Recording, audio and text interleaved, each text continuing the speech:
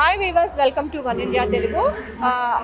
మొత్తం కూడా Indira Gandhi municipal stadium మొత్తం కూడా ఎమ్మెల్యే ఎమ్మెల్సీ మంత్రులతో అయితే కోలాహలంగా మారింది. అయితే మొత్తం కూడా ఈ క్రీడల్లో పాల్గొనేందుకు టీడీపీ ఎమ్మెల్యే బుచ్చయ్య చౌదరి గారు కూడా రావడం జరిగింది. సార్ చెప్పండి, మీరు ఆటలంటే చాలా ఉత్సాహంగా పాల్గొంటూ ఉంటారు. లాస్ట్ ఇయర్ కూడా చాలా ఉత్సాహంగా పాల్గొన్నారు. ఎలా అనిపిస్తుంది ఇలా ఎమ్మెల్యే మంత్రులకి అందరికీ ఆటల పోటీలు పెట్టడం? చాలా సంతోషంగా ఉందమ్మా. క్రీడా స్ఫూర్తిని నెలకొల్పే లక్ష్యంతో శాసనసభ్యులు, రాజకీయ నాయకులు, మంత్రులు కానీ అందరూ అన్ని ప్రాంతాల వారు, అన్ని మతాల వారు, అన్ని కులాల వారు కూడా కలిసికట్టుగా ఉండేదానికి ఇది అవకాశం కల్పిస్తుంది. ఇది రాష్ట్రంలో క్రీడా స్ఫూర్తిని పెంచడం, రాష్ట్రంలో క్రీడాకారులు ప్రోత్సహించే కార్యక్రమంగా భావిస్తూ ఉన్నాం.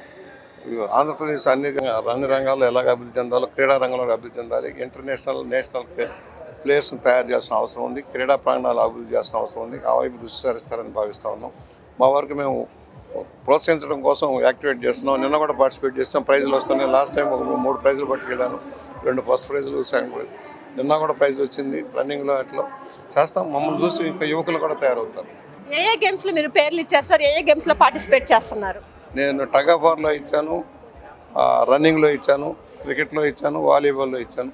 చూస్తాం, ఏమేమి అవకాశాలు వస్తే అన్నీ చేస్తాం. అంటే చిన్నప్పటి నుంచి కూడా గేమ్స్ అంటే మీకు బాగా ఇంట్రెస్ట్ ఉంది? నేను ప్లేయర్ని, కబడ్డీ ప్లేయర్ని ముఖ్యంగాను ఎప్పటి నుంచి కూడా ఇప్పుడు కూడా చేస్తాను.